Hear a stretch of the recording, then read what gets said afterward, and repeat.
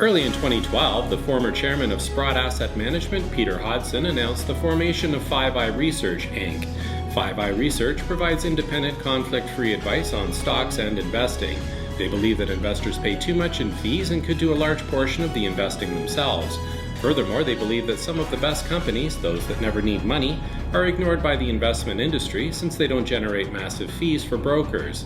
In June 2013, we asked Mr. Hodson to tell our viewers more about Five Eye Research. We started Five Eye Research to be an independent research company.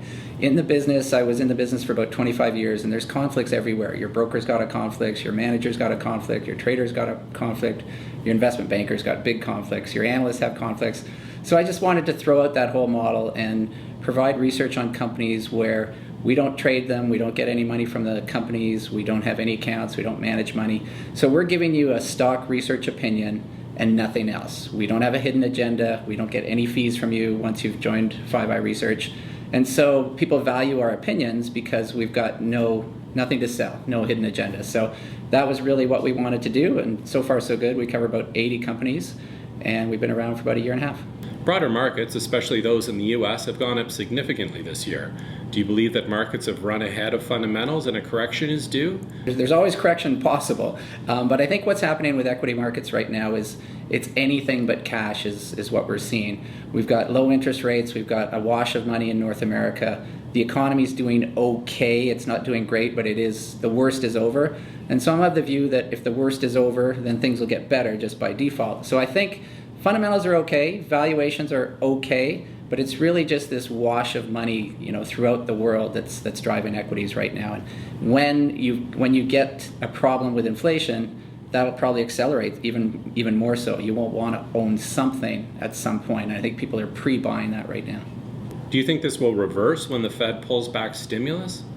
Well, there's a big debate on when the Fed's going to pull back, and I think what Bernanke's doing is he's talking about it, and I think you're going to hear him talk about it for 3 or 4 years. He wants to make sure that investors know that one day this party is going to end, and he's indicated that there's certain rates, whether it's an inflation rate or unemployment rate, he will not, anyway, my personal view, he will not pull back too early. He'll talk about it until you're bored to death of hearing about pulling back on the stimulus, but he's not actually going to do it, I think, until much later than expected.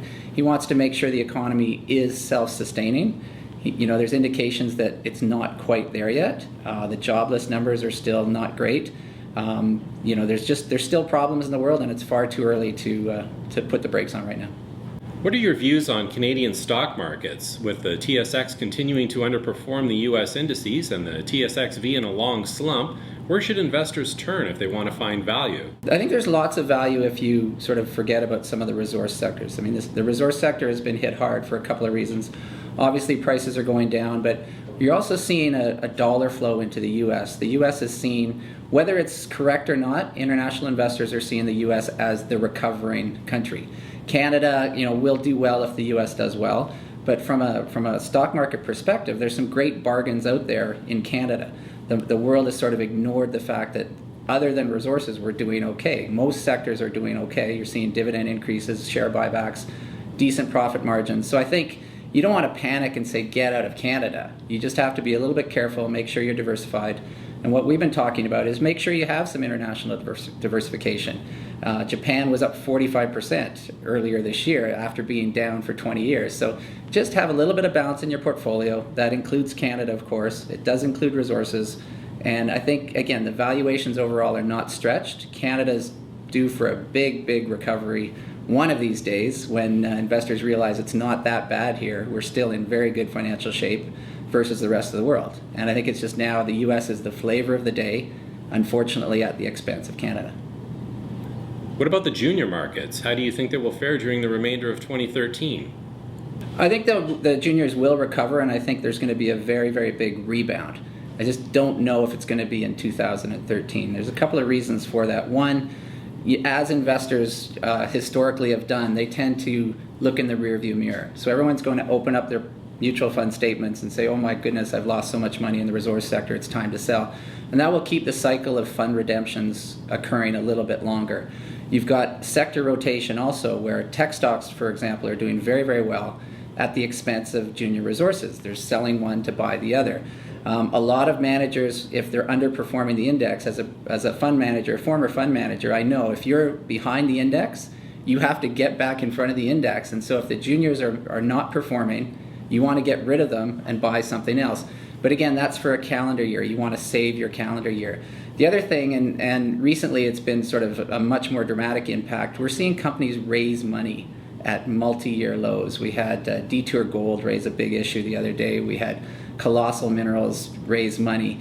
And the fact that these companies are willing to raise money after their stocks are down 60, 70% is an indication that maybe they're going to need some more money. And the juniors in particular, there's lots of juniors that are going to have to raise money. You haven't seen it en masse yet, but at some point they're going to look at their balance sheet and say, guess what? We need some money to make it to the next cycle. And that could sort of come at the wrong time. If you've got fund redemption, nobody buying, and new equity, it paints a pretty ugly picture for the short term. Longer term, and anybody with more than a year should be okay, but you have to be prepared for some more pain, I think, in the short term. Do you see the shift in the regulatory environment making it difficult for companies to raise capital? Certainly it's going to hold back some investment in Canada. From the client point of view, I can totally see what the brokers are doing. Their clients have lost some money, and if they recommend some more juniors, there's going to be a manager in a suit somewhere going, what are you doing? And so but it's going to set up sort of an even better perfect storm for the juniors go forward. On the regulatory side, it's really hard for me to say, less regulation, because I'm still waiting for someone to get charged or go to jail for the Bre-X fraud 16 years ago. So, regulation is good up to a point, and in the junior sector, it's probably necessary more than not necessary because of some of the problems that have occurred. But again, I think it'll set up a situation where nobody wants to buy anything, nobody can or is willing to raise money, and valuations just become ridiculous. One of the problems in the resource sector right now is all the senior companies, they're afraid to buy anything. They just took billion-dollar write-downs on the companies they bought in the last cycle. Those didn't work out too well with cost overruns. And now they're looking at these juniors that are just being given away, literally, on some cases trading for less than cash, and yet they're too scared to do anything about it because they just took a billion-dollar write-down from the last cycle. So, it is setting up to be a pretty negative scenario, but again, the valuations just become ridiculous and the bounce will be that much better whenever it occurs. So how do you find attractively valued stocks? What characteristics do you look for? Sure, I gotta change that phrase a little bit because we're not a value investor at 5i Research. We are trying to find growth companies, and so there's a real big difference between trying to buy something at a bargain and trying to buy a great company at the right price. And so we don't get scared off by 30 times earnings or 35 times earnings, where a value investor would just sort of say, I'm not buying that. We try and go behind the numbers and say, why is someone else paying 35 times earnings for this company? And often you find out because they've got a great balance sheet, they keep raising dividends, their earnings are accelerating, their revenues are accelerating, their cash flow is massive. So you have to drill down and find out that reason. But because of the way the market's gone, there's lots of really, really good companies that are trading at 10 or 11 or 8 times earnings.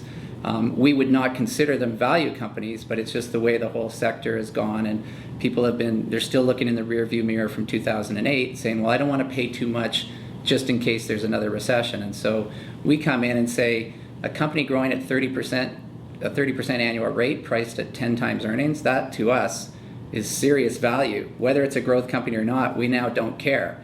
If that growth rate goes from 30 to 20 and we still get it at 10 times earnings, we're okay with that because it's priced appropriately. So in terms of the market, that's why we're a little bit probably more bullish than some others, is the valuations are just not reflecting what we would say is reality in the economic and the financial and the earnings picture of these companies.